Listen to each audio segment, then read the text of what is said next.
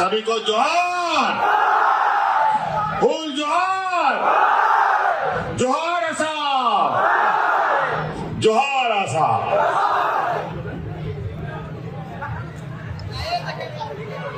चुनावी सभा है, कई सारे लोगों से तक भी पहुंचना है। थोड़ा कुछ बातों को रखते हुए उसको अधिक समझने का आप लोग प्रयास कीजिएगा। आज पहली बार जेएमएम असम की धरती पर है और आज आप लोगों का ये उत्साह और उमंग हमें और ताकत दे रहा है।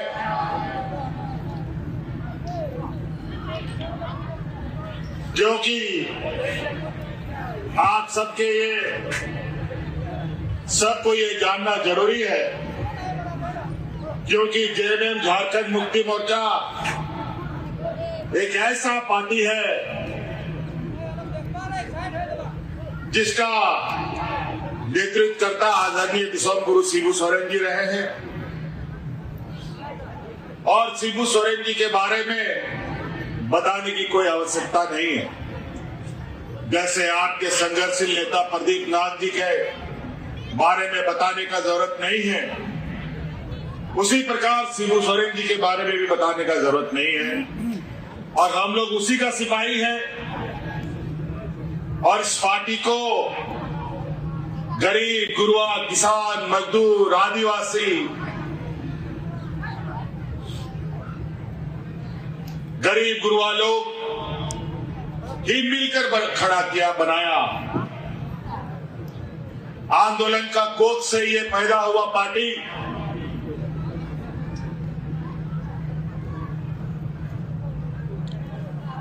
हमेशा से आदिवासियों की आवाज, किसानों की आवाज बना, दलित, पिछड़ा, अल्पसंख्यकों का आवाज बना। एक लंबी संघर्ष का इतिहास झारखंड मुक्ति मोर्चा के पास है। अनगिनत हमारे आंदोलनकारी लोगों का शहादत गिन नहीं सकेंगे, इतने आंदोलनकारी झारखंड मुक्ति मोर्चा के झंडा के नीचे शहीद हो गए। ना जाने कितनी महिलाओं का मांग का सिंदूर उजड़ गया और ना जाने कितने नौजवान अनाथ हुए। तब जाकर के ये झारखंड मुक्ति मोर्चा बना। झारखंड अलग राज्य का 40-50 साल का संघर्ष में झारखंड मुक्ति मोर्चा को गरीब, गुरुआ, वहां के आदिवासी मूलवासियों ने इतना बड़ा किया कि झारखंड का 3.5 करोड़ जनता अब झारखंड मुक्ति मोर्चा के छांव के नीचे आराम से रहता है। हम कभी सोचे नहीं थे कि असम में भी आपकी आवाज बनने का हमें मौका मिलेगा। लेकिन वो कहते हैं ना कि ऊपर वाला को क्या मंजूर होता है वो हम नहीं बता सकते। ऊपर वाला जो लिखता है वो होता चला जाता है। और बड़ा संयोग की बात है, यहां आने के बाद हमको पता चला कि आदरणीय गुरुजी भी असम के आदिवासियों के बीच में लगातार उनका संपर्क रहा है। और जब जब मुझे राज्य के अंदर अपना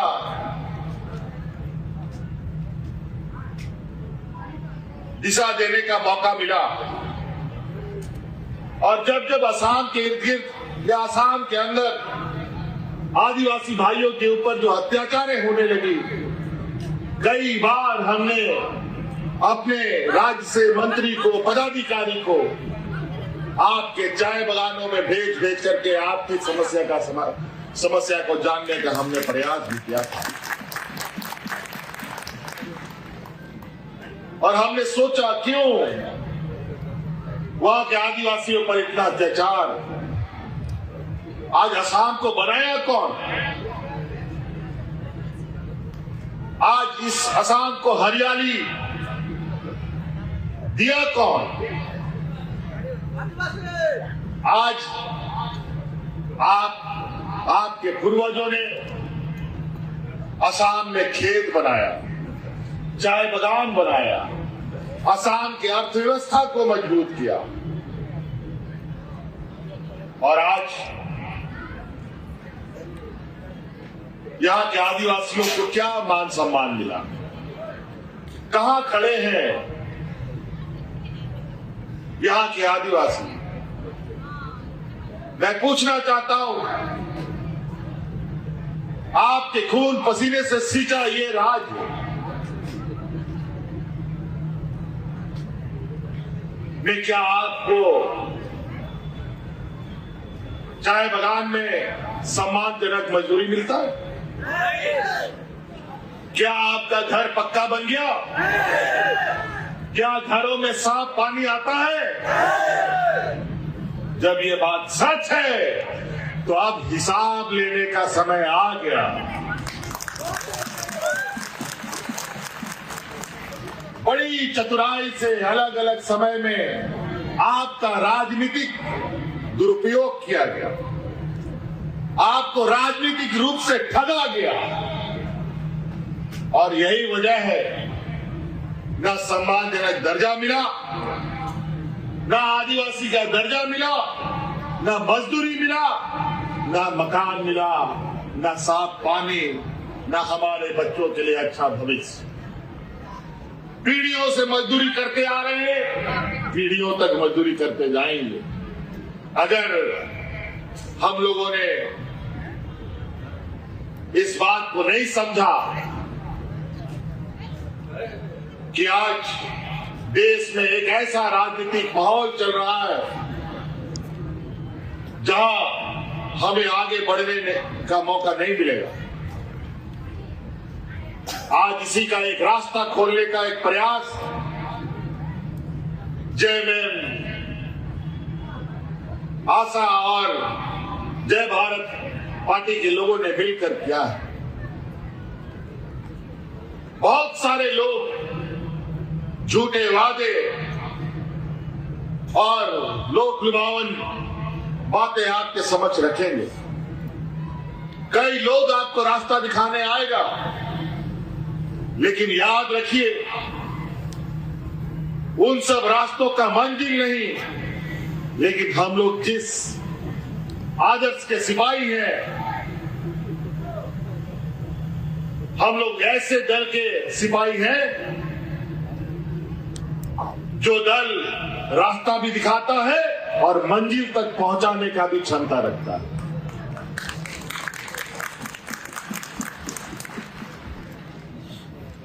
आज इसीलिए आपके समक्ष हम लोग आए हैं। हक अधिकार साथियों गरीबों को मांगने से नहीं मिलेगा, हक अधिकार छीनना पड़ता है तब जाके मिलता है। और ये हक अधिकार आज के दिन में ऐसा चीज है कि शेर का जबड़ा से उसका खाना निकाल लेना, उसका निवाला निकाल लेना।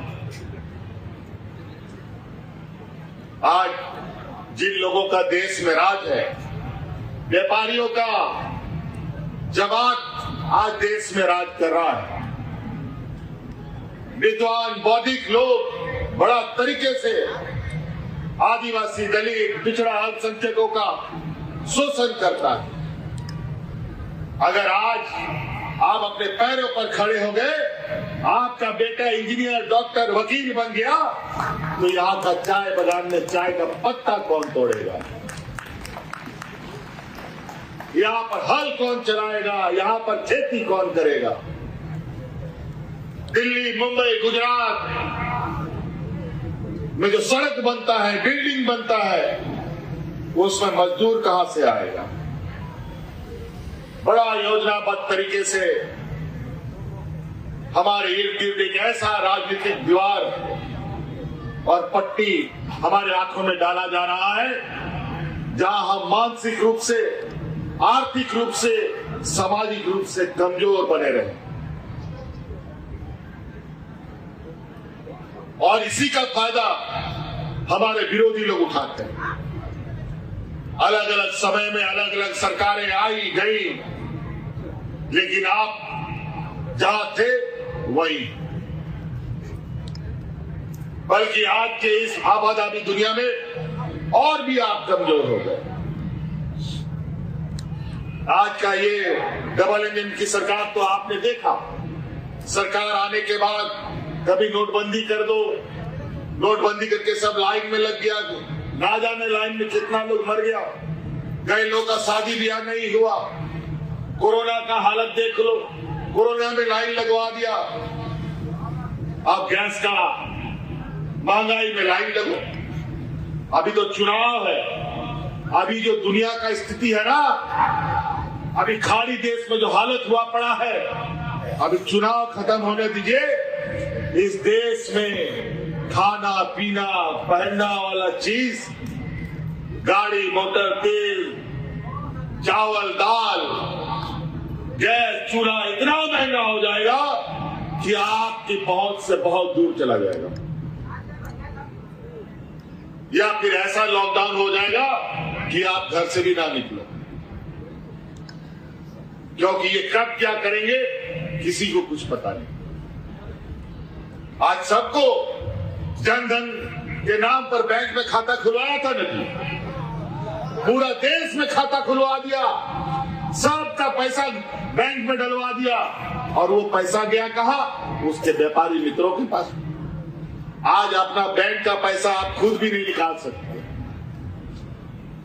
कानून बना देता है, कभी आप 5,000 रुपये से अधिक नहीं निकाल पाएंगे, कभी आप 10,000 रुपये से नहीं निकाल पाएंगे, कभी आप 2 महीने के बाद निकाल पाएंगे, और रोज रोज निकाले तो उसमें भी टैक्स लगेगा।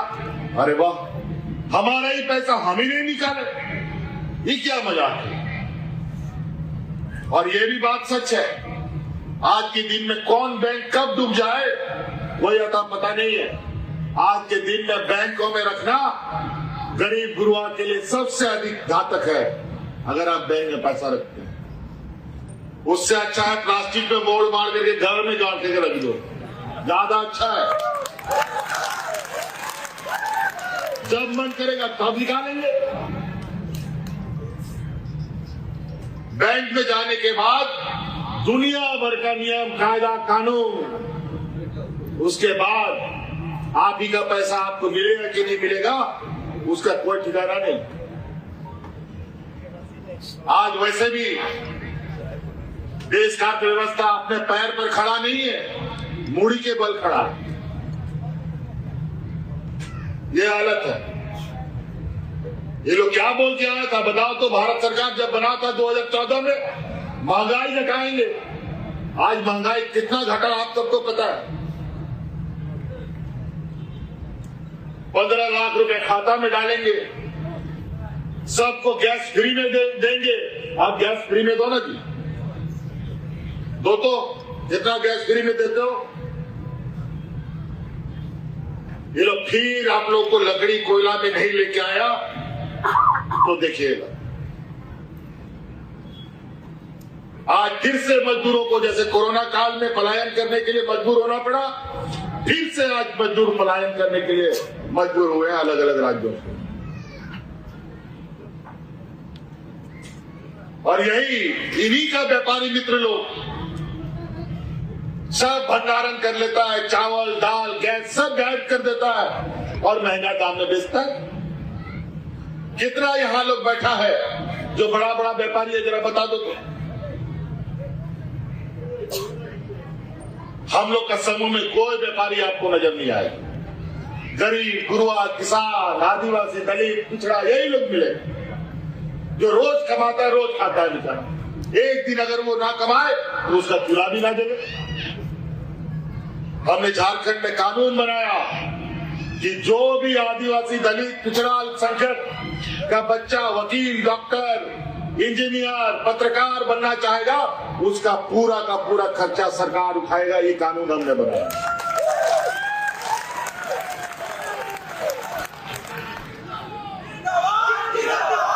आज देश, हमारे राज्य में, हमारा राज्य का आधा जो जनसंख्या महिला है, सभी को महीना हम 2,500 रुपए देते हैं। किसी के सामने भीख मांगने की जरूरत नहीं। शादी ब्याह सब चीज में बेचारा लोग, महाजन लोग से भीख मांगता था। लेकिन आज धीरे धीरे झारखंड की महिला अपने पैरों पर इतना मजबूती से खड़ा हो रही है, जो आज देश दुनिया में चर्चा का विषय बना है। और आज यहां पर भी चुनावी समर में पैसा बांटने का भी काम चल रहा है। हमको पता चला ये पैसा कहां से है। आप ही का पैसा काटा हुआ आप ही को पटक दे रहा है, आप समझते नहीं। आज यहाँ चाय बगान में मजदूरी कितना मिलता है? 250 रुपया। मनरेगा में भी इतना मजदूरी नहीं मिलता, इससे अधिक मिलता था। ये हालत है। आप दूसरे राज्यों में जाके देखिए, बेंगलोर में जाके देखिए, कर्नाटक में जाके देखिए, जहां चाय बगान और कॉफी बगान है, वहां पर 600-700 लोगों को मिलता है। क्या वहां का आदमी का हाथ पर 4 ठो है क्या? क्या यहाँ का आदमी आदमी नहीं है क्या? ये लोग को लगता है कि यहाँ का लोग सीधा सरल है, ये लोग को जैसा चाहो वैसा कठपुतली की तरह नचाओ। आज यही चंगुल से बाहर निकालने का संकल्प आज ये आशा और जय भारत पार्टी ने लिया। आप एक कदम चलिए, 10 कदम हम आपको आगे लेके चलेंगे। ये हम आप लोगों को आगे